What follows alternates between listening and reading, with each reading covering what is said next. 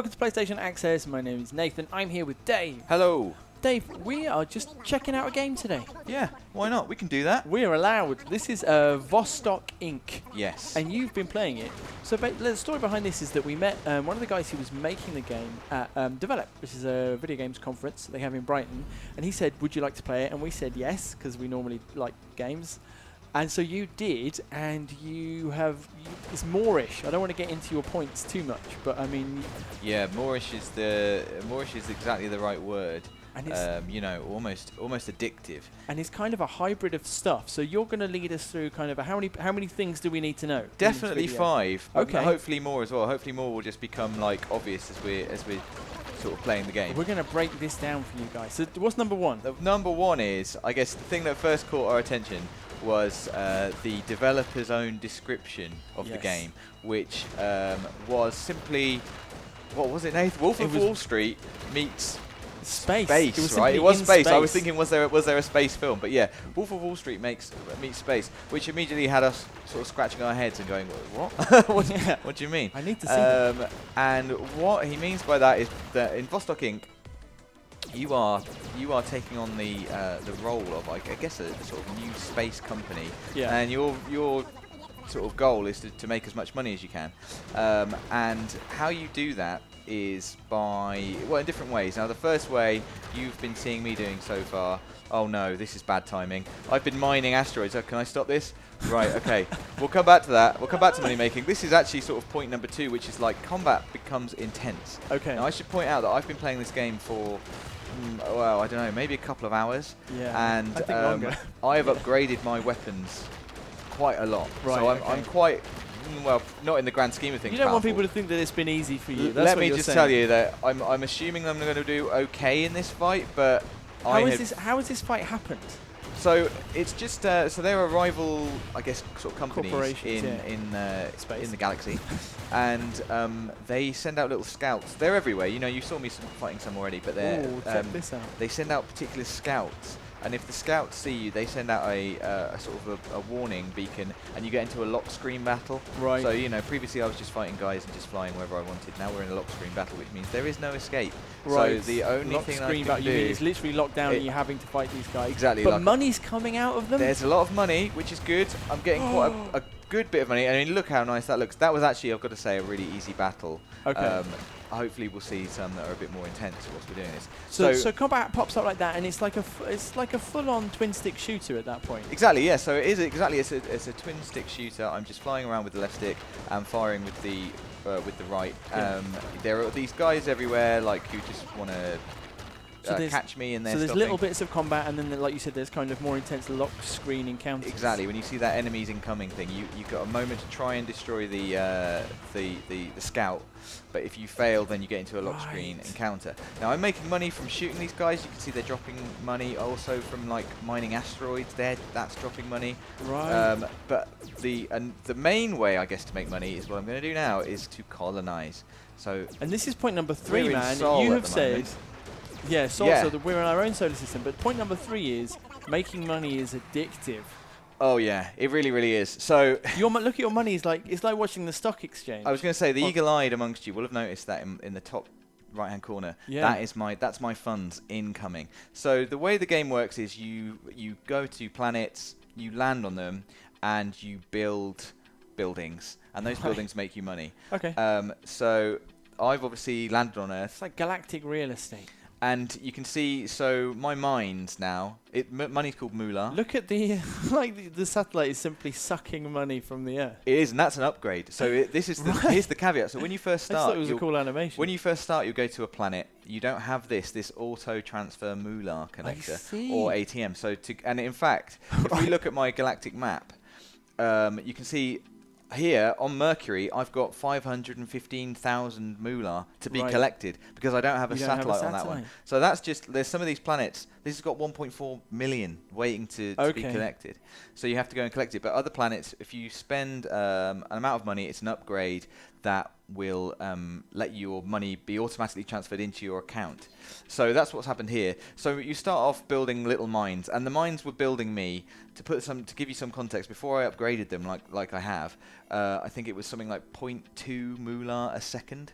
Right. So it's really hard for me to explain to you how exciting it is to see the money ticking up as it is right now. So the rate's been increasing, there's like a capitalist buzz that you're getting from accumulating stuff. Big right? time. Like that used to be like pence, and now we're getting thousands of moolah a second. And so you start off with only mines that you can build. You build a certain number of mines, and you can see there are locked buildings. There are loads of locked buildings. So to unlock these buildings, you have to fulfill certain criteria. So what's the next one for me? Waste processing.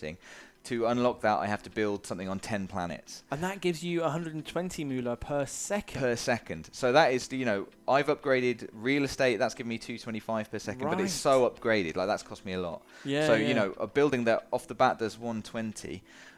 Any ideas as to what the most expensive building or the very top of this chain is, Nate? I've been and I've had a look, so I know. Is it?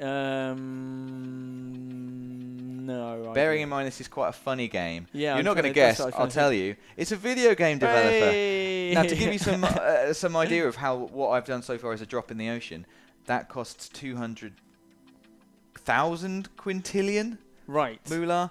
Well, no, I'm on 22 million. Yeah, 20 quadrillion, but that seems like it's quite a lot of money. But then the rate at which you're accumulating money is obviously increasing exponentially as well. It is. And I thought it was interesting when we were talking to the guys who made the game, they were saying basically that fun twig-stick shooter mechanics were great, but what they wanted to do was to have a reason to, like a bridging, overarching mechanic which would keep people tied in, which is where this kind of,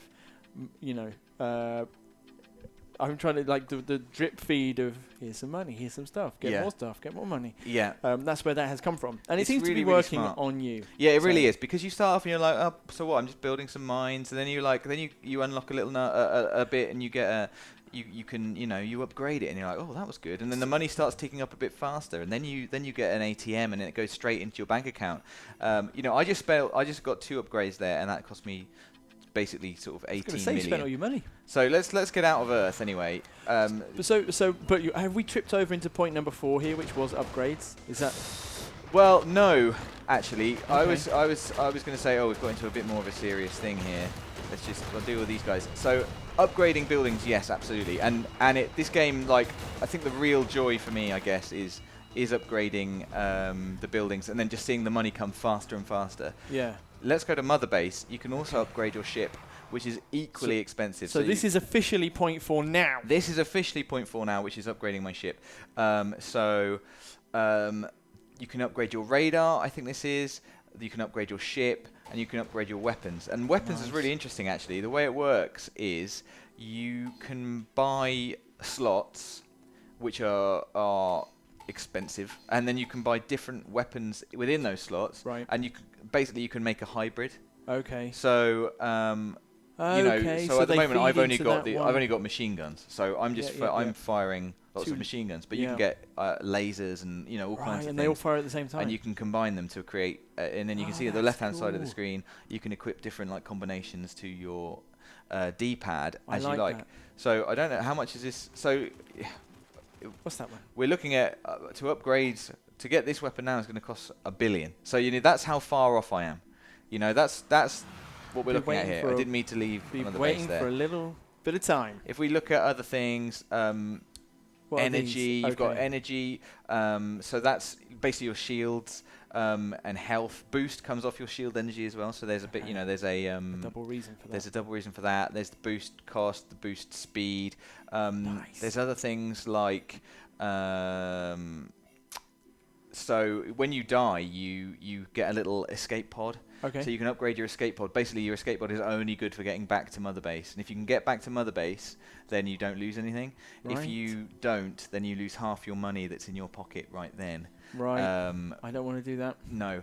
So radar as well. So I've upgraded this quite a lot. So you start out with none of these things. So you can't find wormholes. You can't find enemies. You can't find the boss. You can't find planets. It just helps you to kind of, again, it's helping you to more quickly go about your actual business. Exactly. And one of the first things I bought was the planet indicator. When you start out in the game, you just find these things, these lines, and it says Earth is this way, and you've got to remember this is a big circle. So you fly in this direction. I got lucky, Earth was right here.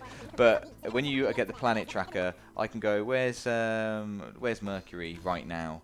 and it appears on my radar. So I know I can go straight to it. I'm going to get into another bit of combat here. So while you're talking about this bit of combat, oh no, I've got what I wanted to ask while you're on this lock screen combat, what I wanted to ask, if you can spare me the brain space, is it just our galaxy? How big is this game? No. I think I can find out exactly how big it is.